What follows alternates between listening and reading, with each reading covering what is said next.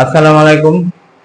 Welcome করছি দি Imran show থেকে। অন্যান্য ধর্মাবলম্বীরা যারা শুনছেন তাদের প্রতি আন্তরিক অভিবাদন।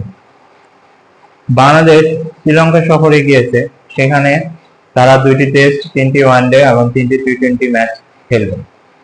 যেটার বাংলাদেশের এই সিরিজ শুরু হবে টেস্ট সিরিজ দিয়ে, যেটা প্রথম টেস্ট শুরু হবে গোলের 17 জুন 2025 তারিখে। এই 2টি টেস্টের 2টি বাংলাদেশ গোলের মাঠে খেলবে। গোলের এই শ্রীলঙ্কার সাথে বাংলাদেশের কোন ব্যাটসম্যানের রান সবচেয়ে বেশি? টেস্ট, ওয়ানডে, টি-20 সব মিলেই বাংলাদেশের পক্ষে শ্রীলঙ্কার সাথে সবচেয়ে বেশি রান করেছে মুশফিকুর রহিম। যদিও মুশফিকুর রহিমের সাম্প্রতিক ফর্ম তেমন ভালো না। আপনারা জানেন তিনি টি-20 থেকে অবসর নিয়েছে আগে। কিছুদিন আগে ওয়ানডে থেকেও অবসরের ঘোষণা দিয়েছেন। এখন শুধু টেস্ট খেলতেছেন।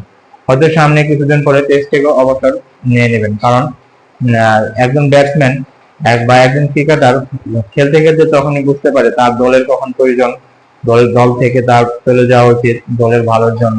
সেটা অবশ্যই মুশফিক অবশ্যই সামনে তার ডিসিশন নিতে পারেন, এরকম কোন সিদ্ধান্ত আসতে পারে।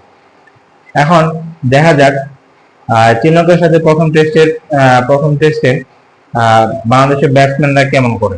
এবং মুশফিকের শ্রীলঙ্কার সাথে বাংলাদেশের সব বেশি রান হচ্ছে টেস্টে তার 1036 রান, যেখানে এই গোলের মাঠে তিনি প্রথম ডাবল সেঞ্চুরি করেছিলেন 2013 সালে।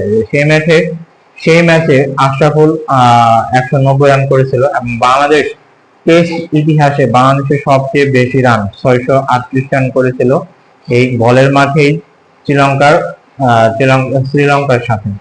যদিও সেই ম্যাচটা ড্র হয়েছিল এবং এই ড্র হওয়ার কল্যাণে মুশফিকুর রহিম এবং মোহাম্মদ আশরাফুলের ব্যাটসম্যানের অবদান অনেক বেশি। তাছাড়াও এরপরে সাকিব আল হাসান, তামিম ইকবাল, মাহমুদুল্লাহ রিয়াদ, মমিনুল হক সবারই প্রায় শ্রীলঙ্কার সাথে ভালো রান করার রেকর্ড রয়েছে, তারা অনেক বেশি রান করেছে। এখন বাংলাদেশে আপনারা জানেন সাম্প্রতিক ফর্ম খুব খারাপ। তারা সংযুক্ত আরব আমিরাতের সাথে টি-20 সিরিজ হেরেছে, পাকিস্তানে গিয়ে পাকিস্তানের সাথে হেরেছে। এখন এই শ্রীলঙ্কার সাথে টেস্ট শুরু হওয়ার কথা আজকে। এই টেস্টে বাংলাদেশ কেমন করবে সেটা দেখার বিষয়, কারণ বাংলাদেশের ক্রিকেট বোর্ডে অনেক কিছু ঘুরে গেছে। এখন দেখা যাক বাংলাদেশ শ্রীলঙ্কার সাথে টেস্টে কেমন করে। আর আপনারা কি মনে করেন, শ্রীলঙ্কার সাথে বাংলাদেশ কি ভালো খেলতে পারবে? সেটা আপনারা আমাদের জানাতে পারবেন। ধন্যবাদ সবাইকে, ভালো থাকবেন।